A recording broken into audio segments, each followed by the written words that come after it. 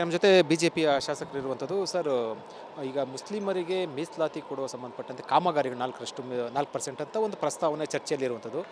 ಏನನ್ಸುತ್ತೆ ಈ ಬಗ್ಗೆ ಸರ್ಕಾರ ನಿರ್ಧಾರ? ನೋಡಿ, ಸರ್ಕಾರ ಕಳೆದ ಅಧಿಕಾರಕ್ಕೆ ಬಂದು 2023 ಮೇಲಿಂದ ಹಿಡ್ಕೊಂಡು ಇವತ್ತಿನವರೆಗೆ ನಡೆದಿರ್ತಕ್ಕಂಥ ಘಟನಾವಳಿಗಳನ್ನು ಗಮನಿಸಿದರೆ ಅಲ್ಪಸಂಖ್ಯಾತರ ತುಷ್ಟೀಕರಣ ನೀತಿ ಅಂತಕ್ಕಂಥದ್ದನ್ನು ಪರಮೋಚ್ಚ ಅವಧಿಗೆ ಒಯ್ಯುವಂಥ ಪ್ರಯತ್ನವನ್ನು ಈ ಸರ್ಕಾರ ಮಾಡ್ತಾಯಿದೆ. ಎಲ್ಲ ಹಂತದಲ್ಲಿ ಅಂದರೆ ಒಳ್ಳೆಯದರಲ್ಲಿಯೂ ಕೂಡ ಒಯ್ಯುವಂಥ ಪ್ರಯತ್ನ ಮಾಡ್ತಾರೆ, ಕೆಟ್ಟದರಲ್ಲಿಯೂ ಕೂಡ ಒಯ್ಯುವಂಥ ಪ್ರಯತ್ನನೂ ಆಗ್ತಾರೆ.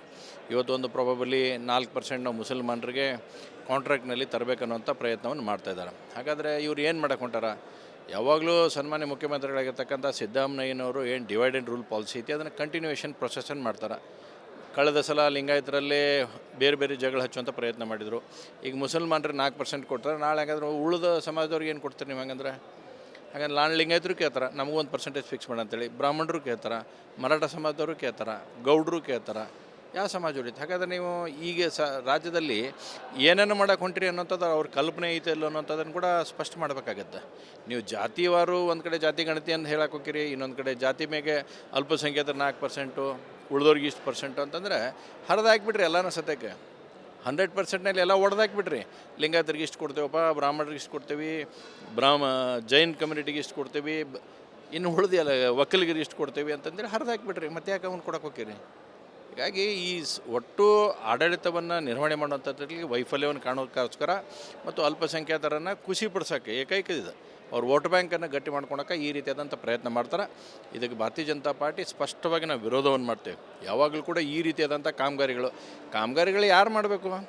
ಯಾರು ನಾಲೆಜಬಲ್ ಅದಾರ, ಇನ್ವೆಸ್ಟ್ಮೆಂಟ್ ಯಾರು ಮಾಡ್ತಾರ, ಅಥವಾ ಗುಣಾತ್ಮಕವಾಗಿ ಎಕ್ಸ್ಪರ್ಟ್ಸ್ಗಳಂತ ಏನೈತಿ ಅವರೆಲ್ಲರೂ ಕೂಡ ಕಾಮಗಾರಿಯಲ್ಲಿ ಭಾಗವಹಿಸಬೇಕಾಗತ್ತೆ. ನೀವು ಜಾತಿ ತೊಗೊಂಬಂದು ಅವ್ರು ನಾಳೆ ಎಕ್ಸ್ಪರ್ಟ್ ಇಲ್ಲ ಅಂದ್ರೆ ರೋಡ್ ಏನಾಗುತ್ತೆ? 3 ದಿವಸನಾಗ ರೋಡ್ ಕಿತ್ಕೊಂಡೋಕೈತಿ.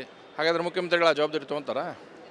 ರಾಜಕೀಯ ಕಾರಣ ಇರ್ಬೋದು ಸರ್. ಅಂದರೆ ಈಗ ಕುರ್ಚಿ ಕಚ್ಚಾಟ ನಡೀತಾ ಇರೋದು ಕಾಂಗ್ರೆಸ್ನಲ್ಲಿ, CM ವರ್ಸಸ್ DKಶಿ ಮಧ್ಯೆ ಮತ್ತೆ ನವಂಬರ್ ಅಂತ ಹೇಳ್ತಾ ಇರೋಂಥದ್ದು, ಅದು ಒಂದು ಕಾರಣ ಏನಾದರೂ ಇರಬಹುದಾ? ನೋಡಿ, ಡೆಫಿನೆಟ್ಲಿ ಇದರಲ್ಲಿ ಎಲ್ಲದಕ್ಕೂ ಕೂಡ ನಾವು ನೋಡಿದಾಗ ಇದರಲ್ಲಿ ಭಾಳ ಸ್ಪಷ್ಟವಾಗಿ ಕಾಣ್ತಕ್ಕಂಥ ಚಿತ್ರಣ ಅಂದರೆ ಕಾಂಗ್ರೆಸ್ನಲ್ಲಿ ಎಲ್ಲ ಸರಿ ಇಲ್ಲ. ಅವ್ರ ಆಂತರಿಕ ಕಚ್ಚಾಟ ನಾವು ಅದರಲ್ಲಿ ಭಾಳಷ್ಟು ಇಂಟರ್ವೆನ್ಷನ್ ಮಾಡೋದು ಸರಿಯಲ್ಲ.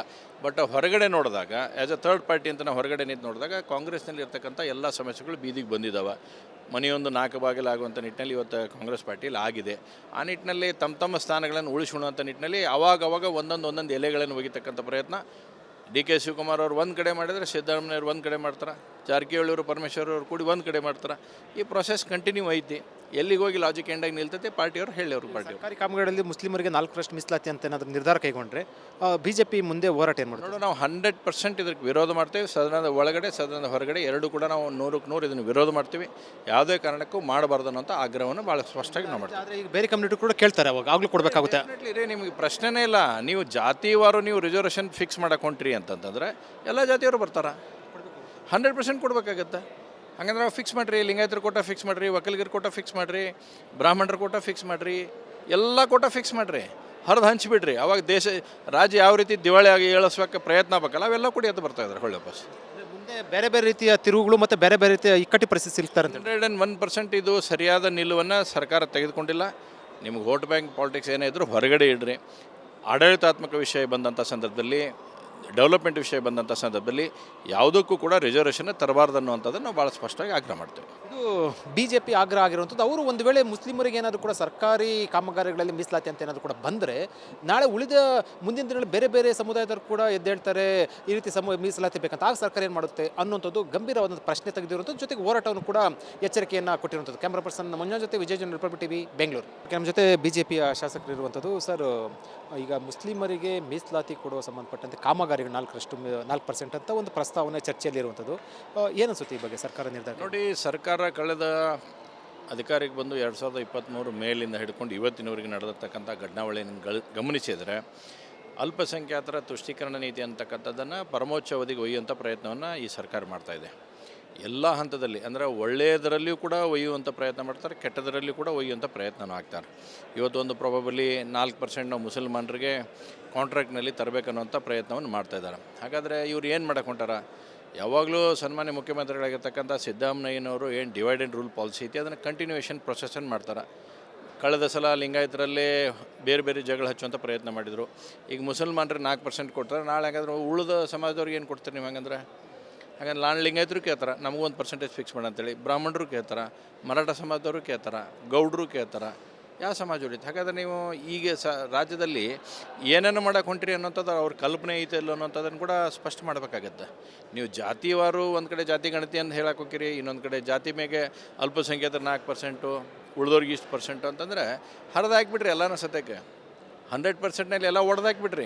ಲಿಂಗಾಯತರಿಗೆ ಇಷ್ಟು ಕೊಡ್ತೇವಪ್ಪ, ಬ್ರಾಹ್ಮಣರಿಗೆ ಇಷ್ಟು ಕೊಡ್ತೀವಿ, ಜೈನ್ ಕಮ್ಯುನಿಟಿಗೆ ಇಷ್ಟು ಕೊಡ್ತೀವಿ, ಇನ್ನು ಉಳಿದಿಲ್ಲ ಒಕ್ಕಲಿಗರಿಗೆ ಇಷ್ಟು ಕೊಡ್ತೀವಿ ಅಂತಂದೇಳಿ ಹರಿದಾಕ್ಬಿಟ್ರಿ. ಮತ್ತೆ ಯಾಕೆ ಅವ್ನು ಕೊಡಕ್ಕೆ ಹೋಗಿರಿ?